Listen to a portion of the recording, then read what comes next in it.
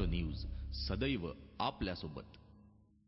नमस्कार, मी ज्योती। गरजा महाराष्ट्र न्यूज मध्ये आपल्या सर्वांचं स्वागत। नजर टाकूया आजच्या हेडलाईन्सवर। लोकलचा फर्स्ट क्लास प्रवास झाला महाग। 1 जून पासून वाढीव सेवा कर लागू झाल्याने एसी आणि फर्स्ट क्लासच्या प्रवासात अर्ध्या टक्क्याने वाढ। मुखपत्रीय सामनामधून राहुल गांधींचा समाचार। सामनातून शिवसेनेने राहुल गांधींवर साधलं शरसंधान। आणि राज्यातील 12 टोल आजपासून कायमचे बंद। टोलच्या कटकटीला त्रासलेल्या महाराष्ट्रातील नागरिकांना काही अंशी मिळाला दिलासा। गरजा महाराष्ट्र न्यूज सदैव आपल्यासोबत। आता बातम्या विस्तृतपणे।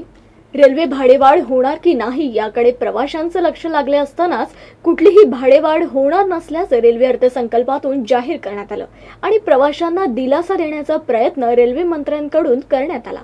मात्र सर्वसाधारण अर्थसंकल्पात सेवा कर वाढवण्याची शिफारस करण्यात आल्याने रेल्वे प्रवास महाग होणार आहे। 1 जून पासून वाढीव सेवा कर लागू होत असून एक्सप्रेस गाड्यांच्या एसी फर्स्ट क्लास प्रवासाबरोबरच मध्य आणि पश्चिम रेल्वेच्या उपनगरीय लोकलचा फर्स्ट क्लास प्रवासही महाग होणार आहे। एसी आणि फर्स्ट क्लासच्या प्रवासात अर्ध्या टक्क्याने वाढ होणार आहे। भाजपाच्या केंद्रात एक हाती सत्ता येताच अच्छे दिन आएंगे असं सांगत अनेक स्वप्ने दाखवण्यात आली, परंतु सत्ता येताच पहिल्याच अर्थसंकल्पात दुप्पट भाडेवाढ करण्यात आली आणि त्याचा मुंबईकरांना मोठा फटका बसला। पास आणि तिकीट शुल्कात वाढ झाल्याने त्याला उपनगरीय लोकल प्रवाशांनी विरोधही केला। यामुळे मोठी भाडेवाढ मागे घेऊन अल्प भाडेवाढच लागू केली। रेल्वे मोठ्या आर्थिक संकटातून जात असल्याने नुकत्याच सादर केलेल्या रेल्वे अर्थसंकल्पातही भाडेवाढ होईल अशी शक्यता आहे। शिवसेनेने आपल्या मुखपत्रीय सामनामधून राहुल गांधींचा चांगलाच समाचार घेतलाय। पक्षाचं मुखपत्र असलेल्या सामनातून शिवसेनेने राहुल गांधींवर शरसंधान साधलं। सुटकेसच्या तुलनेत सुटाबुटातील सरकार निश्चितच चांगलं। सुटाबुटाची अडचण असेल तर राहुल गांधींनी लंगोटाला गाठ बांधून इंडिया गेट समोर यावं आणि नवा आदर्श घालावा असं सामनात म्हटलेलं आहे। मग लंगोटात फिरायचे काय या मथळ्याखाली सामनातील अग्रलेखात राहुल गांधींसह काँग्रेसवर टीका करण्यात आली आहे। 56 दिवसांच्या रहस्यमय सुट्टीनंतर राहुल गांधी यांच्या वागण्या बोलण्यात जो बदल जाणवतोय तो लक्षणीय आहे। काही ठिकाणी वार आणि पलटवार देखील सुरू आहेत। राहुल गांधी हलू डोलू आणि बोलू लागले। यामुळे काँग्रेस पक्षात चैतन्याचे झरे वाहू लागले असतील तर त्यात नवल नाही, पण शेवटी मोदी यांच्या महालाटेपुढे हे झरे काय टिकणार हा प्रश्नच आहे। मात्र पचपचित होत चाललेल्या राजकारणात थोडी रंगत आली आहे एवढं मात्र नक्की। राज्य सरकारचे फक्त शहरी भागाकडे लक्ष असून ग्रामीण भाग दुर्लक्षित राहिला आहे अशी टीका शरद पवार यांनी त्यांच्या मराठवाडा दौऱ्यात केली होती। यावर मुख्यमंत्री देवेंद्र फडणवीस यांनी चांगलाच टोला मारला। राष्ट्रवादी काँग्रेसचे राष्ट्रीय अध्यक्ष शरद पवार हे अभ्यासू नेते आहेत, मात्र त्यांना त्यांचे सल्लागार चुकीची माहिती देतात आणि त्या आधारावर ते बोलत असतात असा टोला मुख्यमंत्री देवेंद्र फडणवीस यांनी लगावला। राज्य सरकारचे शेतीकडेही लक्ष नाही, यामुळे लवकरच आपण मुख्यमंत्र्यांकडे एक शिष्टमंडळ घेऊन जाणार आहोत असं ते म्हणाले होते। याकडे फडणवीस यांचे लक्ष वेधले असता ते म्हणाले की आघाडी सरकारने 15 वर्षाची कामे केली नाही, ती राज्य सरकार 1 वर्षात करण्याचा प्रयत्न करत आहे। यामुळे पवार यांची टीका अनाठायी आहे। मुळात सध्या राज्यात 6000 गावात जलसंधारणाची 70,000 कामे सुरू आहेत असं स्पष्टीकरण मुख्यमंत्र्यांनी यावेळी दिलं। मनसे अध्यक्ष राज ठाकरे यांनी नाशिकमध्ये बोलताना टोल नाक्याचा मुद्दा उपस्थित करत 100 कोटींच्या आतील टोल नाके बंद व्हावेत अशी मागणी केली। तसेच टोल नाक्यावरची रोख वसुली बंद करून मिशन मेड वसुली सुरू करा असंही सांगितलं। अखेर तारीख पे तारीख देत का होईना सरकारनं टोल माफी केली अशी कोपरखळीही राज ठाकरे यांनी यावेळी मारली। तसेच त्यांनी सिंहस्थ कुंभमेळ्याच्या कामांची पाहणी केली।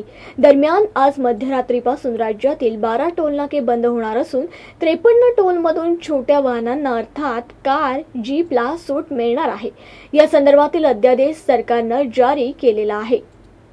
सेवा करात आजपासून वाढ होणार आहे। सुरुवातीला सेवा कर हा 12.36% इतका होता। यामध्ये आणखी 1.5% वाढ होऊन तो 14% झालाय। एकीकडे राज्य सरकारने 12 टोलनाके बंद करून सामान्यांना दिलासा दिला तर दुसरीकडे सेवा करात वाढ होणार असल्याने सर्वसामान्यांच्या खिशाला मात्र कात्री लागणार आहे। सेवा करात वाढ झाल्याने ऑनलाईन रेल्वे तिकीट, विमानाचा प्रवास, ऑनलाईन खरेदी महागणार आहे. वीज बिल, मोबाईल बिल यांसारख्या बिलांवर देखील सेवा कर आकारण्यात येणार असल्याने सर्वसामान्यांचं बजेटही कोलमडणार आहे. तसंच हॉटेल्स आणि रेस्टॉरंटमधील जेवण, शिवाय सिनेमाची तिकीटं आजपासून महाग होणार आहेत. शिवाय लोकलने प्रवास करणाऱ्या मुंबईकरांच्या खिशालाही चटका बसणार आहे. लोकलच्या प्रथम श्रेणीच्या पासमध्ये 5 ते 10 रुपयांची वाढ होणार आहे. दरम्यान रिक्षा आणि टॅक्सीची संभाव्य भाडेवाढ तात्पुरती टळली आहे. मुंबई हायकोर्टात या निर्णयासंदर्भात याचिका प्रलंबित असून सध्या हायकोर्टाला सुट्टी असल्याने 8 जून नंतर यावर निर्णय होईल. पाकिस्तान गेल्या वर्षभरापासून सतत भारत सीमेवर लपून छपून गोळीबार करत आहे. हे जर असंच चालू राहिलं तर आम्ही देखील गप्प बसणार नाही असं म्हणत परराष्ट्र मंत्री सुषमा स्वराज यांनी पाकिस्तानला चेतावणी दिली आहे. पाकिस्तानकडून होणाऱ्या गोळीबाराच्या मुद्द्यासोबतच त्यांनी इराकमध्ये अडकलेल्या 39 भारतीयांशी चर्चा केली. आतापर्यंत भारतीयांना आम्ही परत आणू शकलो नाही, याचं आम्हाला दुःख आहे, मात्र आम्ही लवकरच त्यांना परत आणू, परराष्ट्र मंत्री सुषमा स्वराज असं यांनी सांगितलं आहे. टोलच्या कटकटीला त्रासलेल्या महाराष्ट्रातील नागरिकांना काही अंशी दिलासा मिळालाय. राज्यातील 12 टोल नाके आजपासून कायमचे बंद झालेत, तर 53 टोलमधून छोट्या वाहनांना अर्थातच कार, जीपला सूट मिळाली आहे. टोल बंद झाल्यानंतर शिवसैनिकांनी घोडबंदर टोल नाक्यावर जल्लोष केलाय. टोल संदर्भातील अध्यादेश सरकारने जारी केलाय. 10 एप्रिलला सरकारने राज्यातील 12 टोल नाके कायमचे बंद करण्याची तर 53 टोलमधून कार, जीप अशा लहान वाहनांना मुक्ती देण्याची घोषणा केली होती. यामध्ये सार्वजनिक विभागाचे 37 तर MSRDCचे 26 टोल नाके आहेत. विशेष म्हणजे छोट्या वाहनांना सूट मिळणाऱ्या टोल नाक्यांमध्ये खारघर आणि घोडबंदर टोल नाक्यांचाही समावेश आहे. टोल बंद झाल्यानंतर शिवसैनिकांनी घोडबंदर टोल नाक्यावर जल्लोष केला. नरेंद्र मोदींच्या नेतृत्वाखालील भाजप सरकारला वर्ष पूर्ण झाल्यानंतर काँग्रेस नेते जनतेला फसवत 1 वर्ष कसं पूर्ण करत आहे याचा पाडा वाचू लागले आहे. माजी केंद्रीय गृहमंत्री सुशीलकुमार शिंदे यांनी मोदींचे विदेश दौरे आणि जनधन योजनेची खिल्ली उडवली आहे. माजी केंद्रीय गृहमंत्री सुशीलकुमार शिंदे हे पंढरपूरमध्ये एका कार्यक्रमासाठी आल्यानंतर प्रसार माध्यमांशी ते बोलत होते. निवडणुकीच्या काळात फक्त मोठी आणि खोटी आश्वासने देत मोदी सत्तेवर आले, मात्र 1 वर्षाची कारकीर्द पाहता फक्त जनतेची फसवणूक केल्याचं सांगत शिंदे यांनी जनधन योजनेमध्ये साध्या खात्यावर 17 रुपये जमा न झाल्याचं सांगत या योजनेची खिल्ली उडवली. त्यांनी जे जाहीर सभेमधून जे आश्वासने दिली मोदींनी स्वतः, त्या आश्वासनापैकी त्यांनी काही कारवाई केली नाही. ते आता ह्या जनधन जी खाती उघडलेली आहेत त्या खात्यामध्ये त्यांनी सगळं सांगितलेलं होतं की 17 लाख रुपये त्या खातेदारांच्या खात्यावर जमा होतील म्हणून. मला सांगा, केवळ 17 रुपये सुद्धा त्यांनी जमा केलेत का कुठे? आमच्या काळात ग्रोथ रेट 8% होता, पण त्यांच्या काळात तो 60% आला असून ते दवंडी पिटवत असल्याचा टोलाही शिंदे यांनी लगावला. आज शेतकरी एवढ्या अडचणीमध्ये आहे, महागाईमध्ये आहे. काय महागाई कमी केली तुम्ही देशामध्ये? पेट्रोलचे भाव, क्रूडचे भाव $47 होते, त्यावेळेस सुद्धा तुम्ही भाव कमी केले नाहीत. आज क्रूडचे भाव वाढायला लागलेले आहेत. याच्या उलट UPA गव्हर्नमेंटनी $128 भाव असताना देखील या देशाची ग्रोथ रेट ही 8% वर नेलेली होती आणि तुम्ही आता 60% नेऊन तुम्ही दौंडी मारतात. मोदींनी जे परदेश दौरे केले त्याचा काहीच फायदा भारताला झालेला नाही. यामुळे त्यांचं भारताच्या प्रश्नाकडे अजिबात लक्ष नाही. चीनसोबत चर्चा होऊन चीनच आक्रमक झालाय. मग काय फायदा असं म्हणत हे नुसतं पर्यटन आहे का, हे जनतेने ठरवावे असं शिंदे म्हणाले. मी अनेक वेळेस मोदींच्या परदेश दौऱ्याविषयी बोललोय. जे 10 वर्षात डॉक्टर मनमोहन सिंग पंतप्रधान म्हणून एवढे कधी फिरले नाहीत, एवढं 1 वर्षामध्ये मोदी सारखे परदेशी फिरतायत. त्यांचं लक्षच नाही भारताच्या प्रश्नाकडे आणि इंटरनॅशनल सुद्धा त्याचा काही फायदा होत नाही. आज चीन बरोबर चर्चा करून चीन आज अग्रेसिव्ह भूमिका घेत आहे.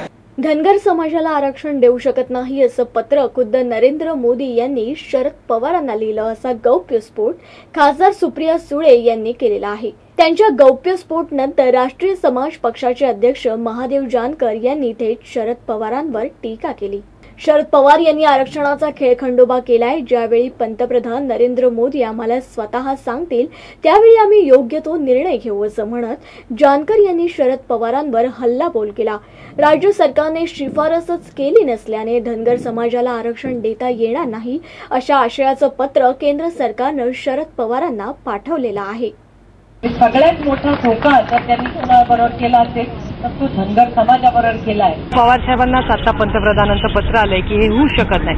त्यामुळे सर्वसामान्य माणसाची खरं तर फसवणूक आहे. दुर्दैव आहे की एका विश्वासाच्या नात्याने लोकांनी एका मोठ्या संख्येने मतदान करून विश्वास दाखवला आणि ह्याचा विश्वासघाताचं आणखीन एक उदाहरण हे धनगर समाजाच्या आरक्षणाचं जे पत्र आलंय हे खरंच दुर्दैव आहे. बॉलिवूडची पहिली क्वीन आणि स्वप्नसुंदरी नर्गिस दत्त यांची आज 86वी जयंती. नर्गिस दत्त पहिल्या अशा अभिनेत्री होत्या ज्यांना भारत सरकारतर्फे मानाचा पद्मश्री पुरस्कार देण्यात आला. हेच औचित्य साधून गुगलने डूडलद्वारे नर्गिस दत्त यांना आदरांजली दिली. एक अभिनेत्री म्हणून सुद्धा त्यांचे नाव असेच उंचावलेले आहे. तलाश ए इश्क या सिनेमातून 1935 साली नर्गिस यांनी बालकलाकार म्हणून हिंदी सिनेसृष्टीत पहिलं पाऊल ठेवलं. मात्र खऱ्या अर्थाने त्यांचं फिल्मी करिअर सुरू झालं ते 1942 साली तमन्ना या सिनेमातून. यानंतर मदर इंडिया, अंदाज, अनहोनी, जोगन, आवारा आणि रात दिन यामध्ये त्यांनी उल्लेखनीय काम केलेलं आहे. यातील मदर इंडियाने हिंदी सिनेसृष्टीत लोकप्रियतेचे मोठे शिखर गाठले आहे. 3 मे 1981 रोजी वयाच्या 81 वर्षी नर्गिस दत्त यांचं कर्करोगाने निधन झालं. जाता जाता पुन्हा एक नजर टाकूया आजच्या हेडलाईन्सवर. लोकलचा फर्स्ट क्लास प्रवास झाला महाग. 1 जून पासून वाढीव सेवा कर लागू झाल्याने एसी आणि फर्स्ट क्लासच्या प्रवासात अर्ध्या टक्क्याने वाढ. मुखपत्रीय सामनामधून राहुल गांधींचा समाचार. सामनातून शिवसेनेने राहुल गांधींवर साधलं शरसंधान. आणि राज्यातील 12 टोल आजपासून कायमचे बंद. टोलच्या कटकटीला त्रासलेल्या महाराष्ट्रातील नागरिकांना काही अंशी मिळाला दिलासा. बुलेटिनमध्ये इथेच थांबूया. तुम्ही पाहत राहा फक्त गरजा महाराष्ट्र न्यूज, सदैव आपल्यासोबत.